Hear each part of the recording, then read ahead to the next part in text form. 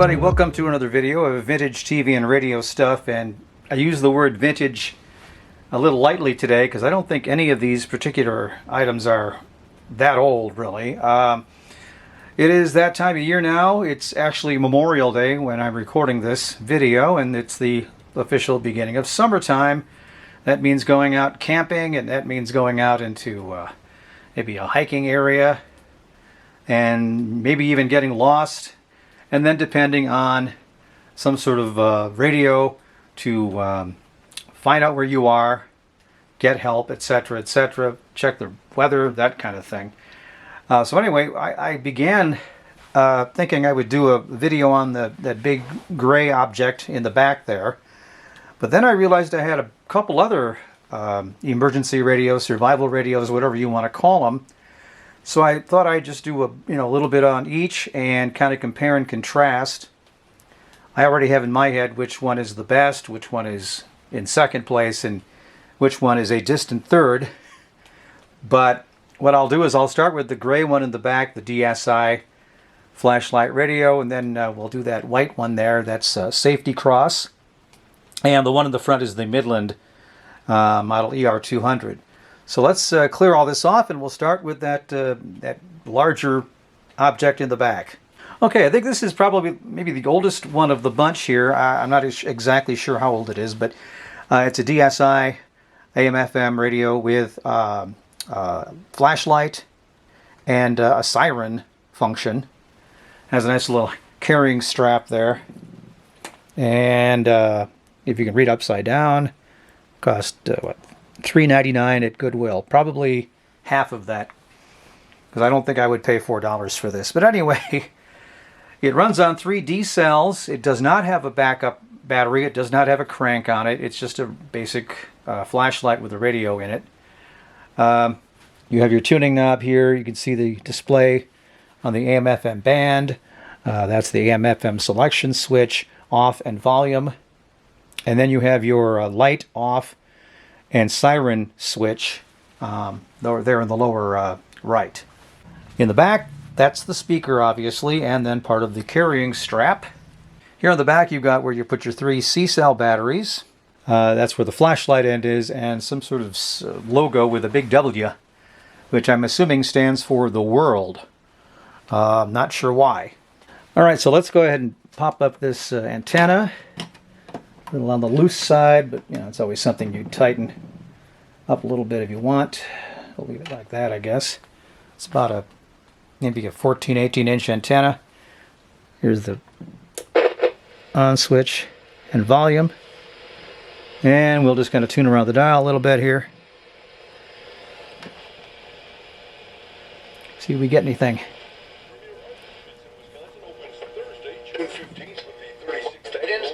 National Art Competition. The opening reception will be at 5 p.m. in the Art Gallery. And the forecast from the News Channel 7.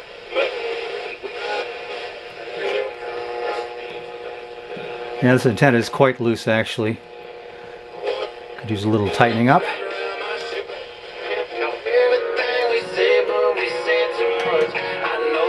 Alright, well, it does get the local stations in pretty good, I guess. There's a station right in town here. The tower and the transmitter is right in the city, basically, and so sometimes that bleeds into other frequencies. If the tuner's not the best tuner in the world. But you're getting some things here, so that's, that's not too shabby, I guess. And then AM, well, we've got one AM station, as you know, if you watch my videos at all.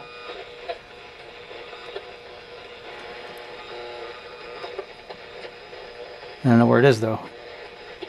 Probably because the lights are probably interfering a little bit. There it is.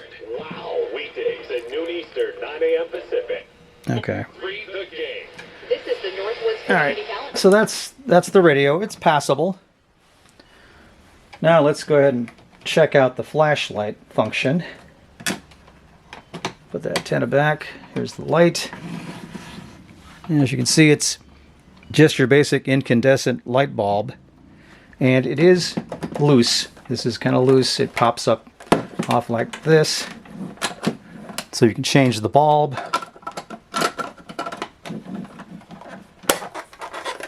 All in all, a pretty cheap construction, to be honest with you.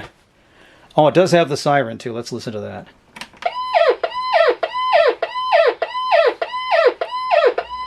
Not overly loud either. Now, of course, if we have fresh batteries in here, maybe that might make a difference, but I think the whole concept of having a siren is you want to have that handy when your batteries are gone and you've been out in the wilderness for about a week and a half. But anyway, this is the DSI. I don't know the model. There's nothing written on it anywhere to give me any indication. And you can buy these still. I guess there's still a DSI product out there or company that sells these products. Right now, this would be something maybe if you wanted to put this in the backyard when you're listening to the ball game, sitting out on the patio, or if you're at a campsite and you just want to have it handy to listen to something. It's passable, and when you need to go to the bathroom at night, you can use the flashlight part of it. But all in all, fairly low end. So let's move on to the next one. This here is the Safety Cross 6-in-1 radio flashlight and siren system. If you can read that or not. Probably sold maybe 15 years ago, 20 years ago. I have a review online from somebody who gave it their thumbs up as far as if you're going out hiking or whatever, you can depend on this for a flashlight and for a radio, and it's got a siren on it too, like I said. Has a little antenna on the side here. See how big that is. It's about a 12-inch maybe. Something like that. This has a crank. It's a crank radio. No batteries other than the rechargeable one. And it has a compass, which is kind of nice to a certain extent. Here is your siren. And there's a little plastic lip here, flap, with a very, very small plug. And I guess this is for charging your phone back in the day when you had a very small connection to your phone. And in the bottom part, where it says open, I'm going to open it, and inside is a little cord. Very small cord. And apparently, if this is fully charged and ready to go, you can actually charge your phone by plugging one end in here and one end to the telephone. But I'm not so sure there's too many telephones that use this particular method to charge anymore. So this is rather dated in that respect. All right, one more thing you'll also note is there's no tuner really. This just stays the way it is. This Safety Cross thing doesn't really do anything. To turn the radio on, you turn the knob, and of course nothing works because it's not really charged up. However, the guy who reviewed this said that if you wind this thing for about 60 seconds, or crank it for 60 seconds, you can get quite a bit of time for the flashlight function and radio as well. So let me just go ahead and crank this up for about a minute, and we'll see what we get. All right, 60 seconds of cranking is in the books, and boy are my arms tired. Anyway, I'm going to turn the radio on. And now you see you get a little red light there. And this is one of those situations where you can start at the bottom of the frequency and work your way up by hitting reset. And then you hit scan to scan, obviously.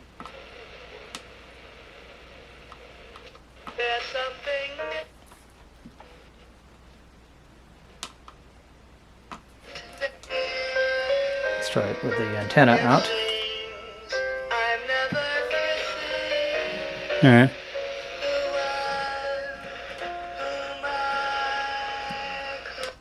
Number one hit right there from Parker McCullum on your radio. That is called Handle on You. Okay. Thanks, having fun hanging out with you for your That's the maximum volume, by the way. Jackson Dean is coming up. Also get to Kelsey. So not overly loud. As you would imagine, it's not a big speaker, obviously, either, so it's only like that big. So that's not going to carry very far. But it's picking up the local stations pretty good here.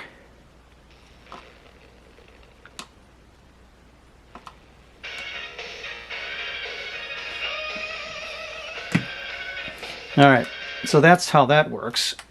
and that's okay. Like I said, not very loud though. Loud though might be the siren. Let's find out. Yeah, that's pretty loud. That's not bad. And here is the light. You begin with one middle LED, and you got all 5 LEDs there. And then apparently it flashes. I'm not sure, maybe it doesn't flash.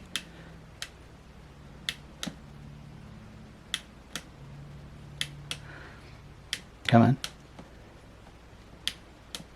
See if anything flashes after a while here. Nope. Okay. So yeah, you either got low or high beam on that. And like I said, if you had an old-fashioned telephone, you could charge your phone. Inside here also is where the battery is located. And I don't know if that comes out or not, to be honest with you. It looks like it's pretty much stuck in there. If you can see that or not. There you go. A little green battery in there. So that's the Safety Cross 6-in-1 flashlight and radio. The first radio has a better radio, I think, as far as the sound is concerned. It's a little louder.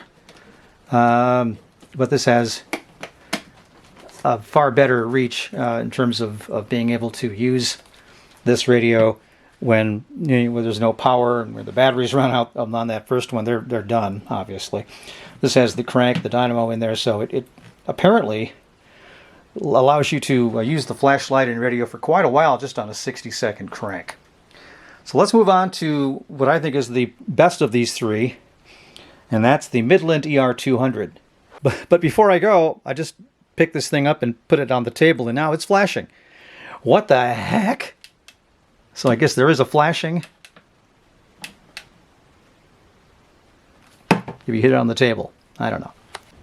Now we finally look at the last one. This is the Midland ER200. In my mind, the top of the line of the three that I have today.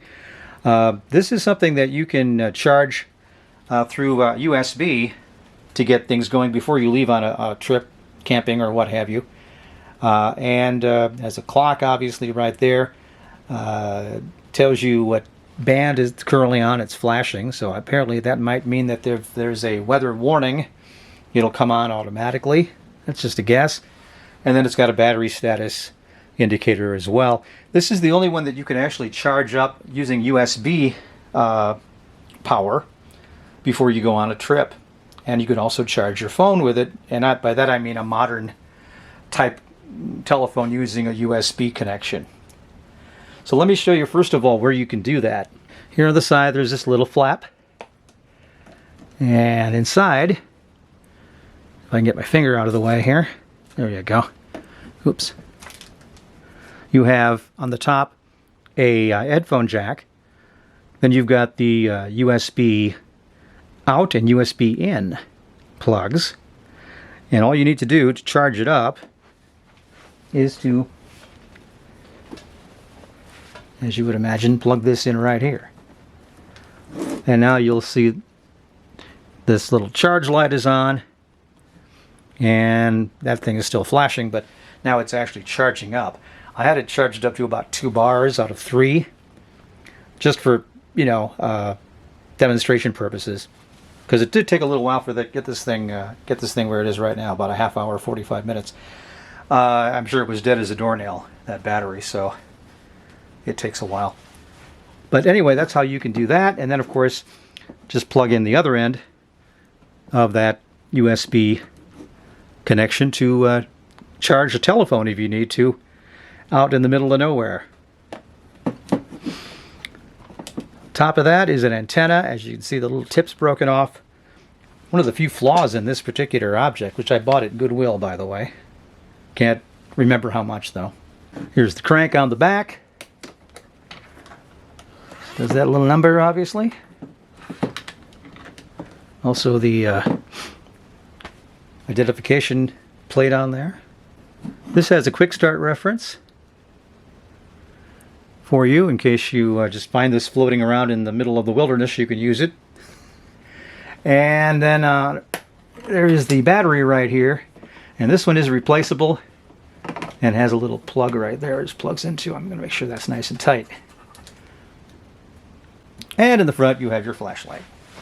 All right, I took the liberty of pulling out that little antenna, and it's only up about 1.5 inches, 2 inches.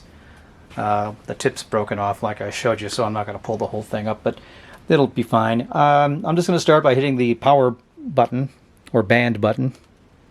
20% chance of showers and thunderstorms. Now you have your weather radio. Highs in the middle 80s. You can tune around if you need to, but this came on just where it's supposed to be. Wednesday night, partly lows in the lower 60s.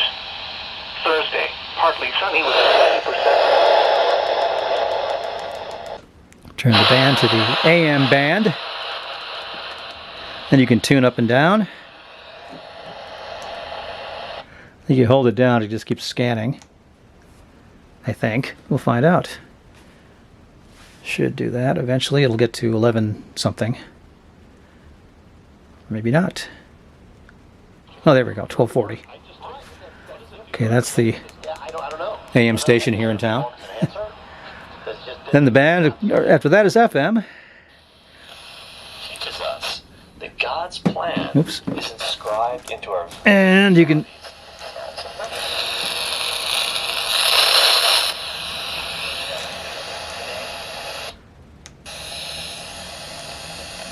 So reception is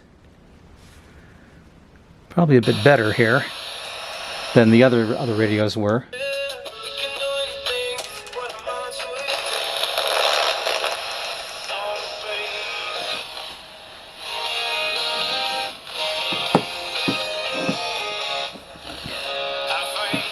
And the volume is pretty good too. Now, the scan does not work very well. Should be able to get something right about here. And then Henry McKenna There we go. of Fox Sports reported that the Patriots are expected to be a team involved. Okay, so you know, volume's not bad. Because Bill O'Brien was his head coach. And one more thing to mention, you may have seen this already, but there's even a little solar panel on the top, so you can sort of let it sit in the sun and it'll pick up some power that way.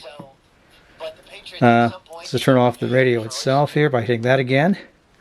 This lets you set a few things, time, hour 12 or 24, and so on and so forth. There's a bunch of other functions in here too that make this a rather sophisticated radio compared to the other two I've shown you. Let's just take a look at that flashlight. It's a single beam, and I believe it does do the Morse code SOS if you hold it down long enough. Maybe not. Okay then. Interesting. Here we go, the higher beam there. Now you're doing your SOS thing. I think. I'm not a Morse code kind of guy, but pretty sure that's what that's supposed to be. Alright, so there's that. I don't need any help. Turn off. There, okay. Nope, still going at it.